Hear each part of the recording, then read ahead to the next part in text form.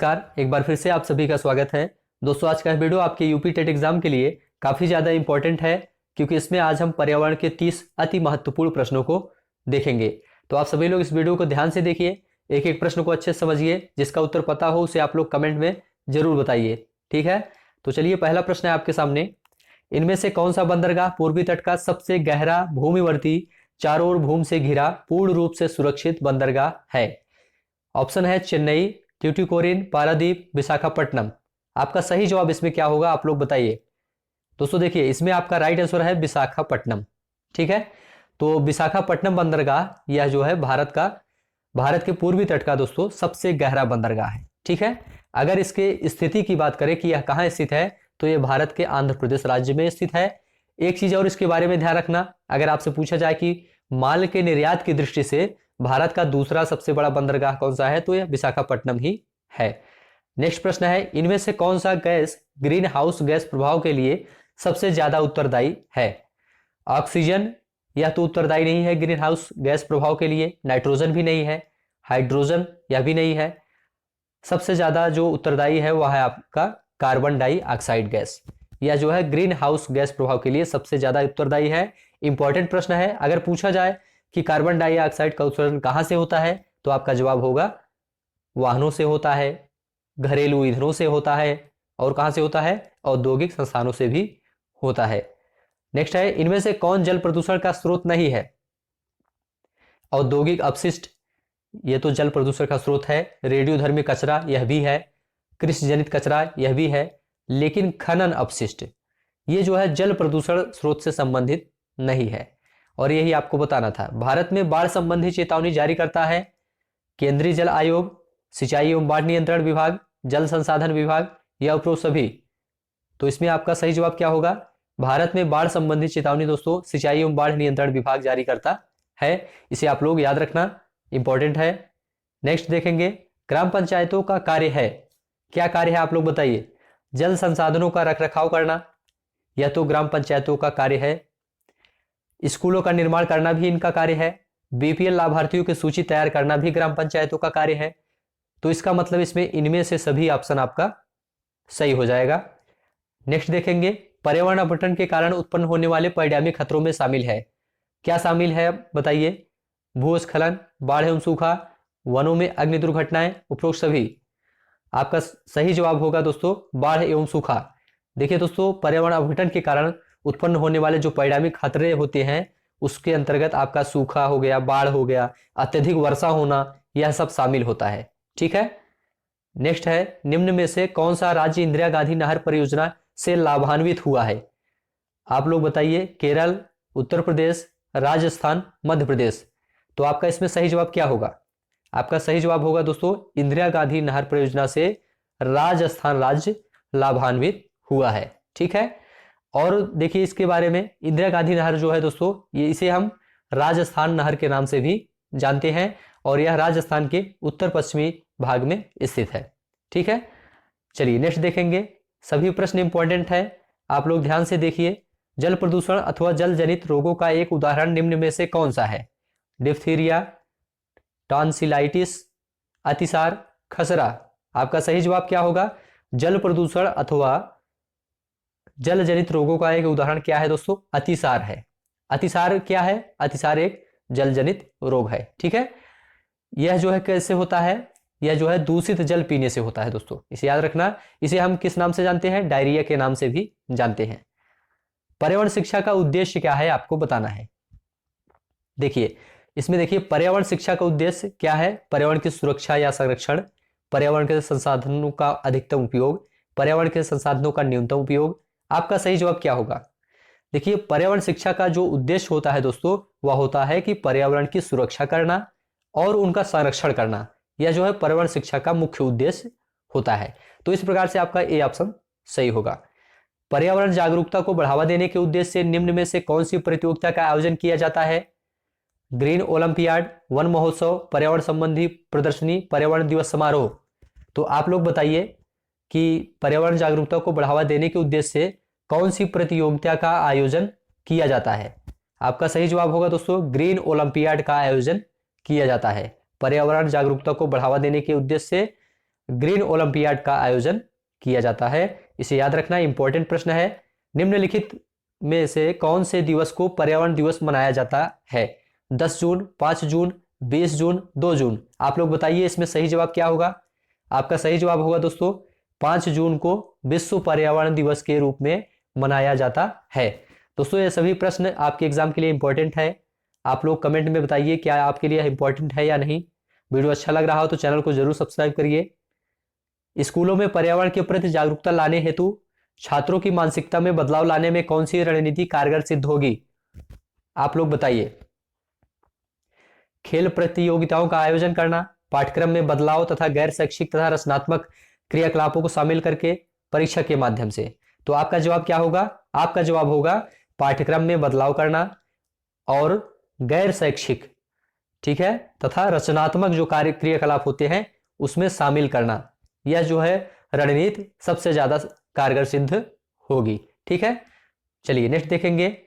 भारतीय संविधान द्वारा उपलब्ध किए गए मूलभूत अधिकारों का मुख्य उद्देश्य क्या है? आपको बताना है। बच्चों का सर्वांगीण करना।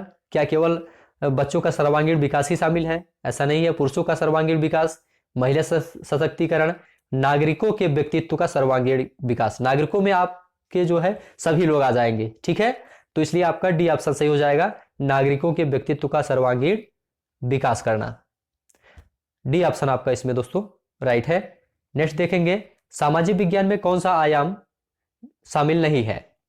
तो आपको पता है सामाजिक विज्ञान में इतिहास भी शामिल है, भूगोल भी शामिल है, राजनीति विज्ञान भी शामिल है, अर्थशास्त्र भी शामिल है, लेकिन व्यवसाय शिक्षा शामिल नहीं है।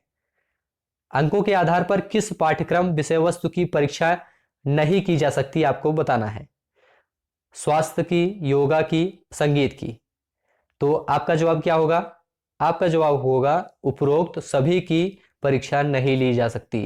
देखिए दोस्तों, जो अंकों के आधार पर उसी पाठ्यक्रम की परीक्षा ली जाती है जो तथ्य परक होते हैं। ठीक है, और मूल्य परक जो पाठ्यक्रम होते हैं उनकी परीक्षा अंकों के आधार पर नहीं ली जा सकती है। जैसे कि स्वास्थ्य हो गया, योगा हो गया, संगीत हो गया, ये सब क्या है? मूल्य परक शिक्षा है। ठीक है, या मूल्य परक पाठ्यक्रम है, ऐसा आप कह सकते हैं। ठीक है, इनमें से कौन एक पर्यावरण समस्या नहीं है? आपको बताना है। जल का विनाश करना, ये तो पर्यावरण समस्या है। जल का संरक्षण, वनों की कटाई, यह भी पर्यावरण समस्या है। भूमि का अपरदन, यह भी पर्यावरण समस्या है। तो वनों, इसमें देखिए जल का संरक्षण, जल का संरक्षण यह तो पर्यावरण के हित में है, ये पर्यावरण समस्या नहीं है। बी ऑप्शन आपका इसमें राइट हो जाएगा। इनमें से कौन पर्यावरण शिक्षा का एक सिद्धांत नहीं है? आपको यह बताना है। पर्यावरण शिक्षा में सभी की सहभागिता, ये तो सही है। पर्यावरण शिक्षा जीवन पर्यंत शिक्षा प्रणाली नहीं है, ये गलत है दोस्तों। इसमें जो नहीं लिखा है यह नहीं होना चाहिए। क्या होना चाहिए था इसके स्थान पे? पर्यावरण शिक्षा जीवन पर्यंत चलने वाली शिक्षा प्रणाली है। ठीक है, तो बी ऑप्शन आपका इसमें सही होगा। इसमें कौन सा नहीं है यही आपको बताना था। नेक्स्ट है, मोस्ट इंपॉर्टेंट प्रश्न है, नीली क्रांति संबंधित है, किससे संबंधित है? आपको बताना है। दुग्ध उत्पादन से, पुष्प उत्पादन से, मत्स्य उत्पादन से, फल उत्पादन से। आपका सही जवाब क्या होगा? नीली क्रांति दोस्तों आपका मत्स्य उत्पादन से संबंधित है। श्वेत क्रांति की बात करें दोस्तों तो यह आपका दुग्ध उत्पादन से संबंधित है, और हरित क्रांति आपका खाद्यान्न उत्पादन से संबंधित है, यह भी आप लोग जानते रहिए। इनमें से कौन मानव पर्यावरण का एक घटक नहीं है? आपको यह बताना है। भूमि, समुदाय, परिवार, ये तीनों दोस्तों मानव पर्यावरण के एक घटक होते हैं, लेकिन जो धर्म है यह जो है पर्यावरण का एक घटक नहीं है। ठीक है, तो हमारे आसपास के जो भी चीजें हैं, जो भी वातावरण है, वह सब पर्यावरण होते हैं। उसमें हमारा भूमि भी आ जाएगा, समुदाय भी आ जाएगा, परिवार भी आ जाएगा। ठीक है, धर्म नहीं आएगा। पिघले हुए मैग्मा से निर्मित चट्टान क्या होती हैं? आग्नेय, अवसादी, रूपांतरित, या इनमें से कोई नहीं? तो आपका जवाब क्या होगा? आग्नेय शैल होती हैं। पिघले हुए मैग्मा से निर्मित चट्टान जो होती है दोस्तों, उसे हम आग्नेय शैल के नाम से जानते हैं।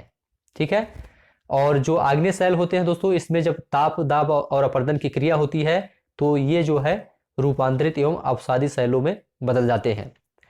नेक्स्ट है, इनमें से कौन सी गैस हमें सूरज की घातक किरणों से रक्षा करती है? मतलब कि पराबैंगनी किरणों से रक्षा करती है। कार्बन डाइऑक्साइड, ये तो गलत है। नाइट्रोजन भी गलत है, ऑक्सीजन भी गलत है। आपका सही जवाब क्या है? ओजोन परत। ओजोन परत दोस्तों ये जो है सूरज की घातक किरणों से मतलब कि पराबैंगनी किरणों से हमारी रक्षा करती है। इंपॉर्टेंट प्रश्न है, जब जलवाष्प वायुमंडल में अवक्षेपित मतलब कि संघनित होकर द्रव के रूप में पृथ्वी पर गिरती है तो उसे क्या क्या कहते हैं? उसे बादल कहेंगे। गलत जवाब है, बादल नहीं होता है, बर्फ भी नहीं होता है, जलवाष्प ये तो ऊपर उड़ जाता है, वर्षा जो है दोस्तों यह आपका सही है। ठीक है, जब जलवाष्प वायुमंडल में अवक्षेपित मतलब कि संघनित होकर द्रव के रूप में पृथ्वी पर गिरता है तो उसे हम वर्षा के नाम से जानते हैं। कटीली झाड़ियां पाई जाती हैं, आपको बताना है गर्म तथा आर्द्र विषुवतीय जलवायु, गर्म तथा शुष्क मरुस्थलीय जलवायु में, शीतल ध्रुवीय जलवायु में, या इनमें से कोई नहीं। आपका सही जवाब क्या होगा? कटीली झाड़ियां जो होती है दोस्तों ये आपका गर्म तथा शुष्क मरुस्थलीय जलवायु में पाई जाती हैं। इसे याद रखना, इंपॉर्टेंट प्रश्न है। स्वर्णिम रेशा इनमें से किसे कहा जाता है? चाय को, कपास को, जूट को, रबर को। आप लोग बताइए इसमें आपका सही जवाब क्या होगा? स्वर्णिम रेशा। देखिए दोस्तों जो कपास होता है आपका इसे हम स्वर्णिम रेशा के नाम से जानते हैं। इंपॉर्टेंट प्रश्न है, ध्यान से देख लीजिए। वीडियो अच्छा लग रहा हो तो चैनल को सब्सक्राइब करिए और कमेंट में लिखकर जरूर बताइए। पृथ्वी का जुड़वा ग्रह इनमें से किसे कहते हैं? इंपॉर्टेंट प्रश्न है।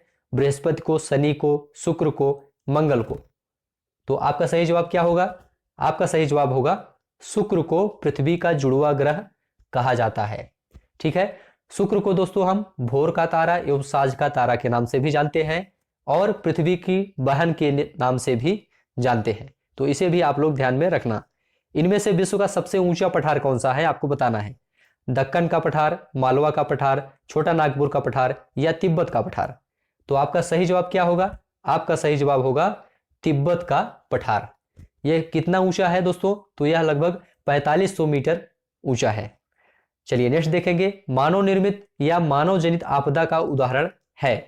क्या है आपको बताना है? भूकंप, यह तो दोस्तों प्राकृतिक आपदा है। सुनामी, यह भी प्राकृतिक आपदा है। भूस्खलन, यह भी प्राकृतिक आपदा है।